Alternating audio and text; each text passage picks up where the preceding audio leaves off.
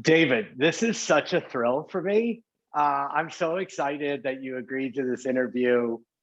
Just as a disclosure, before we start the interview, for everyone listening, I am one of your biggest fans. If you were a stock, I would buy you.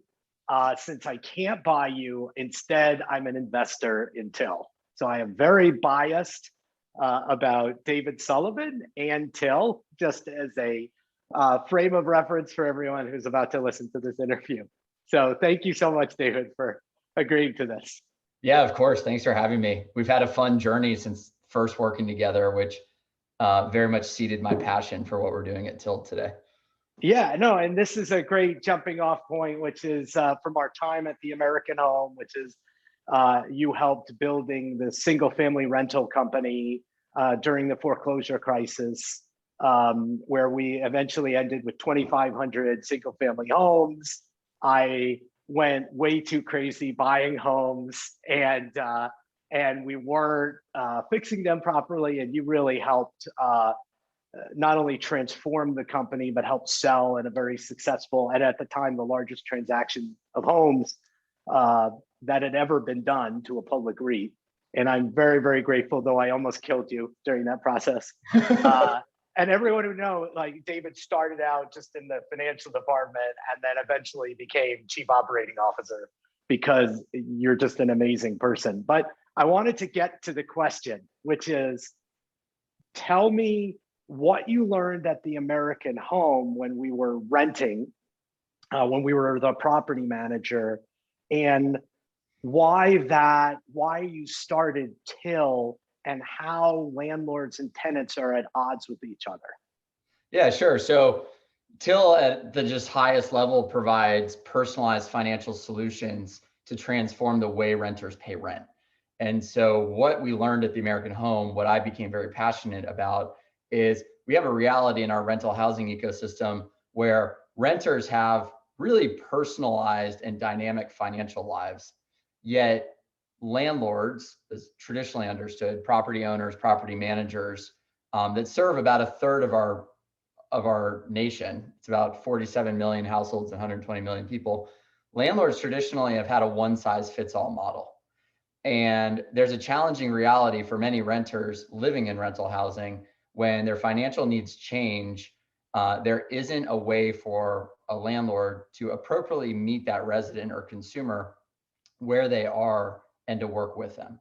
And so I got really interested in how we could build tools to improve the resident's experience, and then in turn improve the landlord's outcome, their relationship with the resident and the landlord's cash flow. So let's make sure that I really understand that. So if I think about, and this is one of the challenges that we had, and we were just really surprised about how when the first of the month comes, there's this lump sum that a renter all of a sudden needs to pay.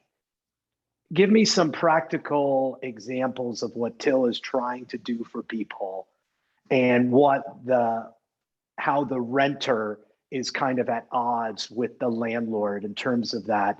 And then maybe if you could sprinkle in some of the things that we learned of how many people had late payments or would struggle to get in by the 15th even to pay rent.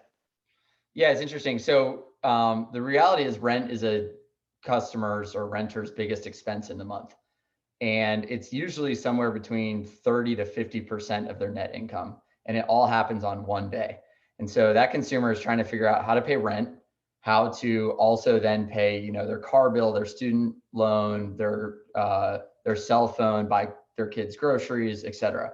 And so they're navigating around this really, really large payment. And many renters have like similar financial profiles. So most renters have limited savings. Those stats are pretty well known around the country. They have high income volatility. So every month, income volatility is roughly 20%. It's really high. Oh, wow. And so they're navigating around high income volatility, limited savings, and their biggest expense. And as a landlord, rent is due on the first of the month for pretty much everybody. And it's not, if a renter can't pay, the landlord really is using two different tools to drive performance today. They use late fees, which hit sometime between the 3rd and the 5th of the month. And the late fee then affords the renter about 10 days until an eviction is filed, which is the second stick in the ecosystem. So a renter has a very limited time window to try to make this really big payment. And what we have learned is that the majority of renters can successfully pay rent if given a personalized payment schedule. So that's one of the things we do at Till is we try to meet the renter where they are. We understand their cash flow and we break rent down into smaller payments aligned with that resident's cash flow. And what we found both at the American Home when we were working with renters that were facing delinquency challenges and at Till is that when you work with them and you match their cash flow to their rent cycle or the rent cycle to their cash flow, they can succeed. So let me just give you some like really big high level numbers for why this problem matters. Renters every year seek about $100 billion of liquidity to solve this problem. So there's about $50 billion of delinquent rent every year that landlords have to work through with their resident base. And the residents are borrowing roughly $50 billion of payday loans every single year. So 50 billion? 50 billion. So there is $100 billion liquidity access problem statement. And distilling it and down. that's all because you have this massive payment that's due on the 1st, and it's not matching the cash flow needs or the reality of most renters' cash flow streams. Is that an accurate way to describe it? Yeah, that's exactly right. Right. People use credit to better match their needs, and delinquent rent is a form of credit, although a really expensive one, and payday is a form of credit, and we all know a very expensive one.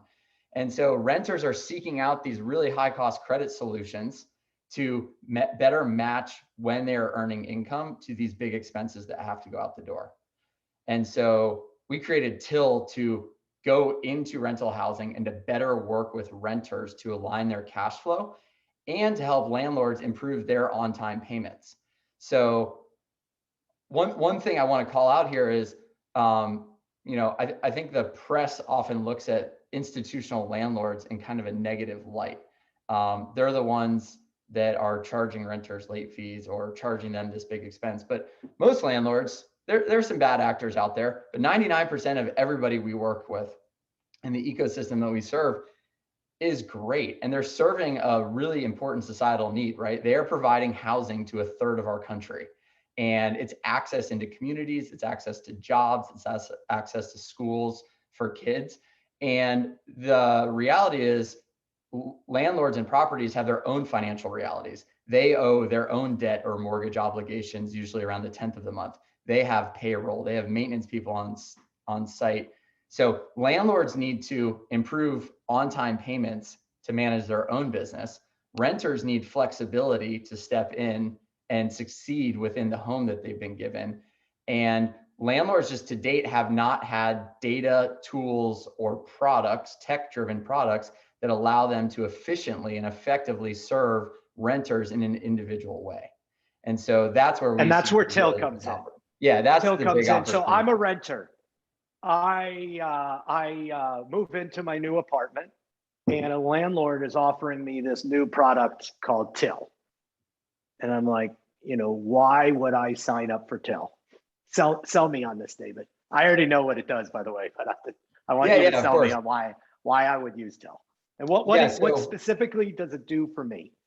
Let's say that I'll back it up even further and just say I got a job, and then I supplement that with maybe some Uber driving or just some random jobs, and I get some money in 2 or 3 times a month that is separate from my salary, my job. Yeah. So okay, we have 3 products that steps in to better serve you as a renter. So the first is called Budget and Save. We can set up proactive budgeting savings automation that allows you to more effectively pay rent, where we step in, we work with you to understand and design a custom budgeting schedule for rent. We break rent into smaller payments, and every time you get paid, you're automatically and proactively saving for rent. And then we automatically send the money to the property in full and on time. And the goal. So do I have to do anything? Once you set it up, no. What exactly? So am I talking to someone on the phone? Like what exactly am I doing? I'm just curious. Yeah, you come into our app, there's a 4-step process to sign up. We match where you live, which allows us to understand how much you owe every month. We understand your cash flow, which allows us to predictively build a budgeting schedule that matches your needs. It can understand when you get paid and how you're getting paid. And then we set up the bank account, which automatically pulls funds for rent. So in about 5 minutes, you can have a budgeting schedule that proactively keeps you on time. So that's the first thing we do. And so it's taking money out. So instead of me worrying like, oh my God, it's the 31st, I have to pay rent tomorrow. I already know that Till has been proactively taking money out during the month, and Till's got me. That yeah, that's right. It's paying my rent either every week or every other week in smaller segments. And I don't even need to think about it. I just look at what's in my bank account and I'm like, oh, okay. This is how much I have to spend. Yeah, that's right. You never have to worry again. Oops, did I overspend at Costco? Can I afford to pay my student loan on time? Can I pay my cell phone on time? Rent and in 5 minutes, it's doing that. I'm assuming that there's like, I don't want to use too many fancy words like AI or algorithms that are going in and judging and seeing what the cash flow goes like this, right? Yeah, we use user inputted data.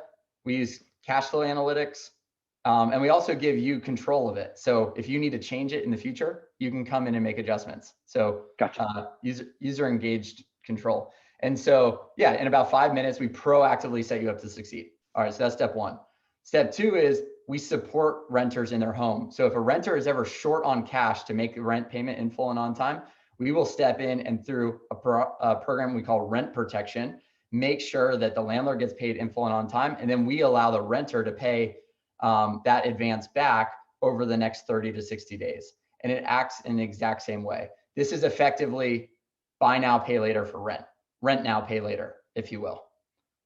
Gotcha. So now you got me intrigued. But my worry when I hear that is, oh man, this probably has some crazy interest rate, like payday loans, kind of sad, I'm worried that you may be taking advantage of me or charging me high interest rates. So let's use a practical example. Let's say rent comes in and I owe $1,200, but I only have $1,000 and there's $200 I can't cover this month because I had to fix something on my car. I see that there's basically rent now, pay later. There's $200. What is that? Tell me how that works. But I know that in the next 30 days, I'm going to drive my Uber, and in 2 days, I've got that paid in like 2 weeks. Walk me through the dynamics of what that $200 would cost me or why I would use it, as opposed to putting it on my credit card or other options. Yeah, so we run everything as a flat price subscription model. So the 3 programs that we're talking about are all a flat fee. On average, it's $10 a month, and there's no interest rate associated. So for $10 a month, I have access, if I'm short at any time, to draw money to pay my rent. So there's no late fees, which is typically 10%. Yeah, that's right. So if you look at the like credit alternatives that most people have, let's start with late rent. So you could just not pay your landlord on time and incur a late fee. Most late fees are 5 to 10% of your rent. So if your rent is $1,000, you're paying $50 to $100. It's really expensive. And as we saw with the American Home, a lot of people unfortunately do that. Yeah. We would have loved, this is part of why I love this. We would have loved these tools. Yes. At the American Home. Do you have any data based on when you work with the landlords of multifamily of how many people are getting hit with late fees? Do we have any data either industry wide or how many people are getting dinged on that as a percentage of renters? Yeah. Okay. So this is really interesting. And it's all of this need and problem statement is true pre-COVID and will be true in whatever post-COVID world exists. COVID has exacerbated it. So the answer depends on the class of rental housing. Rental housing is usually broken into like your class A, your B, your C, your workforce. Yeah. So your class A, your rent as a lifestyle choice has really low delinquency. But when delinquency occurs, because rent balances are so high, rent's, $3,000, $4,000, $5,000 a month, the dollar value of delinquency can be really high.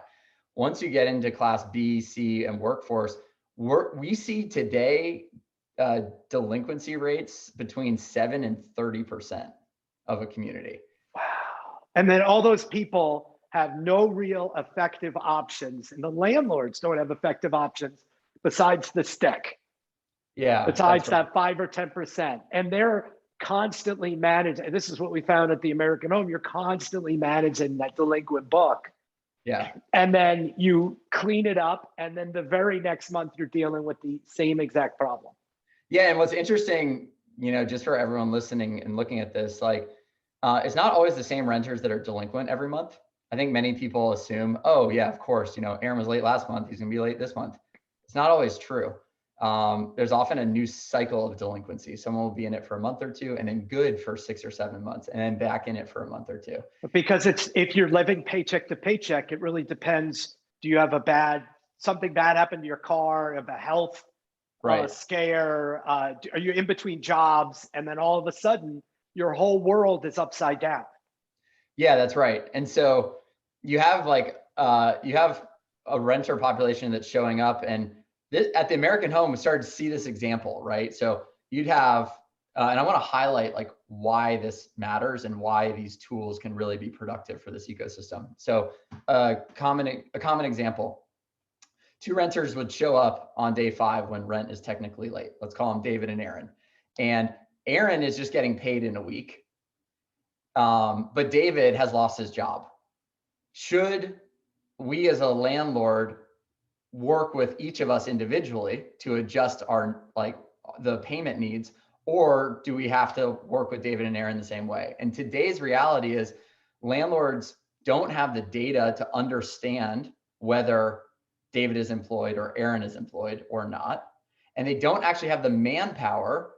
Property management is it's a service business today. And it relies on people, a really low margin business. And not scalable. It's not scalable. If you think about scalable. The average property manager is probably one person for every 100 or 200. Yeah. There's no way you could work on without any technology tools. That's right. So you have a reality where the landlord doesn't have tools to understand whether David or Aaron will get back on track. And so they work with both of us the same way. They say, sorry, like, we know both of you can't pay today. I know you're telling me that you're going to get paid in a week, but we have no way to verify that. And I frankly don't have the time to work with, 100 or a couple hundred people on an individualized basis. And so what we can do is through data, see those realities, right? We can re-underwrite the resident every single month to say, is David employed? Does he have the ability to pay in a week or two? And then we can also say, when we break rent down into smaller payments, whether proactively budgeting and saving or supporting a renter with a rent now, pay later solution, we can actually improve that resident's ability and willingness to pay. And so what our technology does is it really steps in and leverages up a property manager's ability to work with their resident on an individualized basis. And so when we talk about especially rent protection and credit access in this space, which is here to stay, people usually bring up the first point, which you brought up. Is it super expensive? And the answer is no, it doesn't have to be. And then the second point people usually ask about is, oh my gosh, there must really be adverse selection because I would imagine that the people who are delinquent are the worst people. Like, you're just taking a bunch of credit risk, and that's what will pop into my mind. Yeah, and so the reality is we've been building a data analytics and credit models now for the last couple of years, and we can predict through the data set which renters are going to be able to recover over a 30-day period or over a 60-day period. How are you able to do that? So we look at a combination of renter performance, income. So do they have income? Do they have an ability to pay? And then product utilization. So do they have a willingness to pay? So it's a combination of who are they as a profile? Are they able to succeed today? And if we give them a differentiated product structure, can that actually increase their ability to succeed? Right? If you call and a you're renter interacting with them multiple times, it's not just once a month. Many people, it's like 2 to 4 times a month. Yeah. And you have access to their bank account, which almost no one has, right? Because you're seeing their exact cash flows almost in real time, right? Yeah, that's right. It allows us to underwrite their ability to pay. And when we're able to do that, we're able to look at it in a very differentiated way. And to be their partner. And this is, I personally missed the whole buy now, pay later trend on Wall Street. And one of the most shocking things, if I'm looking back and saying like, hey, what did I miss?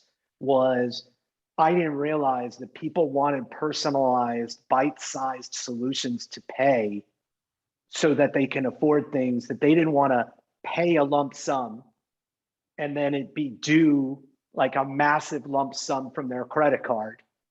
And they didn't want to then pay that credit card fee, to the end of time, that they wanted. And that the stat that blew me away was something like 80 or 85% of the people that use buy now, pay later use their debit card, which means they just wanted more bite-sized pieces to buy something, and they could match it up in a payment stream that lined up with their income and their cash flows. And then you just realize, well, wait a minute, their biggest purchase every month is rent. Yeah, that's right. And so of course there should be rent now, pay later, or some version of that to match the cash flows in more bite-sized, or if their cash flows don't perfectly line up, they can push it out a little bit, and that there's tools to help them do that. Definitely. Yeah. It's really powerful. Just on a one-off example, if you call a renter that might not be able to pay rent and say, hey, I'm your property manager, you owe me $1,000. They're going to say, I don't have it today. Like, I can't do that. And they trip delinquency. But when you call them and you say, hey, Aaron, like, what can you pay today? You say, well, I have $400 saved up. Great. If you pay that today, are you willing to pay another, $300 next week when you get paid, and then another $300 in 2 weeks when you get paid, and you'll have paid it off? The answer is yes, of course, 9 out of 10 times. Yeah. And so just by simply breaking it up, it unlocks the willingness and ability in such a powerful way. So that's how, like, our mission is to get 100% of renters to pay 100% on time. And we want to transform rental housing access and someone's ability to access a home with that mission. And so what we found is we can take a community where there's 10% delinquency and predictively help, 90% of that population today. So we could take 90% delinquency or on-time payments and move it to 99%. Really, the only person we can't help today is someone that's unemployed, someone that has literally no income. The other thing we're doing in real time is adjusting to the income types that people have. So usually when a renter is underwritten into a home, they're underwritten at the beginning of the lease cycle. And the property is looking at what is their gross income on an annualized basis. And we're able to say, no, there's a dynamic reality happening here. So, a month or 18 months after that lease has been signed, we're able to look and say, all right, this person has W-2 income. Maybe they've gotten some government assistance income. Maybe there's like the child care assistance that's now out there, or unemployment income if their job situations change. We see a lot of gig economy income and supplemental income. So Uber, Lyft. We also just see a lot of cash. So, people doing side jobs and getting paid through Cash App and Venmo and PayPal, that matters. And that might not have been there, 18 months ago when their lease was underwritten. So we can adjust to that reality really quickly and make sure that like their ability to succeed right now matches their current reality. And what's great about that is if you're the landlord and I'm telling you, really, I make $300 a month on Etsy, or I babysit a friend's kid, you would be like, how can I possibly verify that? Yeah. Until is able to come in and say, no, actually, we can see it. And that's true. And this is a good renter. This is a good credit. This is a person who, if you work with them, Yeah. that will be a great, and this is what I also love. I've loved from the beginning is that you and Till have been asking the question, how do we help the renter succeed? And I feel like when we were starting the American home, or when you look at what most startups do, they're like, how can we make landlords more money? Or what revenue tools or amenity? What can we serve the landlord so that they can, and what I love about what you're doing is you're doing it in a very indirect way, that by helping renters succeed, you're helping landlords. Yeah, that's Because right. when the renters succeed, the landlord makes more money, has less delinquency, less turnover, et cetera. So I love that, and I wanna ask just if you could share anything about like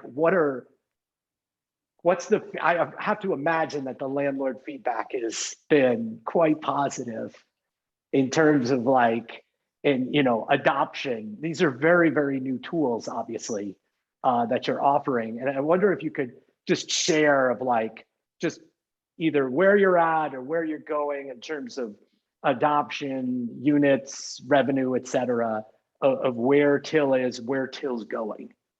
Yeah, sure. Yeah, you're exactly right. Like we have been oriented to build a win-win-win. It's one of our core values outcome. And we start with a renter. So everything we do is resident consumer centric. And we start there because we believe that that's why a property or a landlord would hire us. They're hiring us to help their site teams, their property management teams more successfully work with the renter. So if we achieve good renter outcomes, we achieve good outcomes for our partners. And then we as an enterprise can create value. So one thing to note there, and what you said, just to be very explicit, today we go to market through property partnerships. And it's a really effective way to distribute into the renter consumer group. So we go through institutional partners. There's about 30 million homes in the country in that population. And it's been, yeah, we've tried to build a program that is a why would I not deploy this into my community outcome? Actually, just like as a very quick aside, I didn't talk about the third product we have, which is a free credit building program. So every time rent is successfully paid, we report that up to bureau partners so that renters get to build their financial health score and their financial profiles.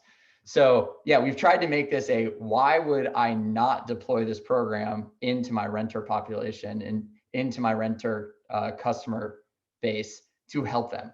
And so partner and home access growth is growing very quickly. So my goal is to be in 2 million units by the end of 2022. So that's our North Star, and we're just like firing away. And I think you shared before this call that you're like growth month over month is something like 40 or 50%, some crazy sequential. You're growing really fast right now. Yeah, is that an accurate statement? Yes, it's really fun. We've been seeing like 25 to 40% month over month growth. And I think that's just going to continue. The market is really, really big. There's a really big opportunity. I think there's some really big tailwinds too. And there's a few of them that I'll just call out. So the first is you have COVID, which we're all very aware of, which I think in the beginning kind of shocked the whole ecosystem, the whole rental housing ecosystem, where everyone started looking for solutions to help work with renters and to get on-time rent and just to improve the way renter-landlord relationship was working during a very shaky time. Coming out of COVID, hopefully, or just looking towards the future, I think most property owners and managers have recognized that tech can really enable them to scale the way they work with their residents. Everything from smart access to automated people-less showings to move into a home, into rental servicing, which is really like the category that we're working in. There is a future world where technology really enables property managers to scale up how they effectively work with residents. So that tailwind is really powerful. We're also seeing a tailwind from the Biden administration. Rental housing has a core focus within his administration. Eviction reform very specifically has a clear focus. So Biden is heavily encouraging and pushing states and local jurisdictions to work with renters prior to an eviction being filed. And we are designing our programs to step in and meet those qualifications, where we have proactively worked with a renter, giving them a first chance, second chance, third chance to succeed in the home in partnership with the property before someone has to get moved out. There are a lot of ways you can work with people to keep them in their home, which is good for the renter and for the property, right? A lot of people think, oh, a renter is evicted, the big bad landlord, but property owners lose a lot of money when evictions occur. It's very, very costly. It's usually $5,000 to $10,000 per eviction. So to the degree we can show properties and renters there's another way forward, there's just a really big opportunity to improve that outcome. So yeah, there's a couple really big tailwinds, to name two of them, that are driving, I think, adoption, and the adoption curve that's going to happen over the next couple of years. What can you share about the strategic partner that just invested in Till, and what that might do for revenue and growth of your company? Yeah, because I know it's not public, so yeah. we can't name any names, but it's exciting. I'm just curious what you can share of that. Yeah, so some abstracted thoughts. I think the future of receivables management on a personalized level is here to stay. The rent now, pay later concept is a really great way to differentiate a user's experience and to keep people in their homes. And so we are working with one strategic partner now. We have others that we're in talks with. And for us, it's really a way to bring a differentiated service offering into the market in a different way. So it doesn't have to just be B2B to C through a property to a consumer. The more people that we can serve, that's one of my personal missions. Like, the more people we can serve, the more we can change the way this industry works with renters, the more we're going to be successful. So our strategic partner is going to offer a very differentiated distribution opportunity into the market, which is really exciting. So that's about what I can share right now. No. And I like that. And so right now, the way you're serving consumers through a landlord, you now have a different strategic partner that'll be another way to get to renters or people who could use this. And in the future, just thinking in your head, there's a lot of different opportunities to serve the population there is. And a lot of growth ahead, because as you and I know, there's no one using these tools are just not available, and it just makes a ton of sense. So yeah, thank you. I want to shift gears for a second. A fellow investor in your company, just a friend of mine, Alex Rubalcaba with Stage Venture Partners, told me that he had interviewed your head of product. I don't know the exact title, but your head of product. Yeah. He had turned to he's doing a series of interviews of the executive teams underneath the CEOs for the startups that he invests in. And he said that it was, and I hope I'm not quoting him wrong, that it was like the best interview of like a product manager he's ever had. And he was blown away. And I wanted to share that with you, but I want you to talk about the team you're building, because I'm a big believer in you. And so, to me, that gave me like, oh, of course, if you're an A player, you're this amazing person, of course, you're going to draw in a lot of people kind of like you. And I'd love for you to just share a little bit about the team that you're building so that you can scale to this enormous opportunity. Yeah, that's besides just like what we're doing and the impact it can have on the ecosystem, the team is what I'm most proud of. We have our VP of product, Karen, is an exceptional leader. But more broadly than that, we have just been able to hire an incredible talent base over the last year. And even while being remote, right? Yeah, it's interesting. So, I'm a big believer in flywheels and death loops. I know flywheels. I don't know about death loops. So, but just continue. Yeah, well, as a tangent, everything's a flywheel or a death loop. So you're either gaining momentum or you're destructively losing momentum. And so I didn't realize this until being in a tech startup, but talent is a flywheel or death loop. The better the talent is in your company, the more you're able to attract better talent. Top tier talent comes to a company, I think, for three reasons. They want to work on something they care about, most importantly. Two, salary, equity, and just like compensation. But three, they want to be around the best and be learning from the best. And so talent as a flywheel, the more you attract, a great leader or a great person in one part of the company, the more you're able to attract a great leader or person in another part of the company. So I think we've really picked up momentum over the last year with a couple of key hires. So that's been awesome to see. We also made the decision to go remote first. And that was partly due to the pandemic, but as soon as we made our first remote first hire, it immediately supported the flywheel concept, where why would you ever constrain your talent base to one specific city? So we've built a culture now where it's remote first, but we are in person at a minimum quarterly. We're starting to meet monthly, and we come in for like 2 to 3 day retreat-like strike missions where it's creative planning, product roadmap planning, strategic planning, and retros. What we learn. One thing that Karen specifically has brought into the organization in a really powerful way is not just doing good planning work, but making sure the learning loop exists. So the talent is really there to help a product or startup company build something, test something very quickly, learn very quickly, and that loop continues as fast as you possibly can. You're basically, the game we're playing is how quickly can you learn stuff? And the faster you learn stuff, the more you're able to build and scale stuff. And so talent drives that. And the reason it's critical to have top talent across the organization is because you just practically can't do everything. And there is not enough time bandwidth in a startup seed, Series A, Series B stages to be paying attention to everything. So one of our core values here at Till is like, everyone is an entrepreneur. If you join a startup, if you join Till, you have to have an entrepreneur's mindset. And then you have extreme ownership over your piece of the business.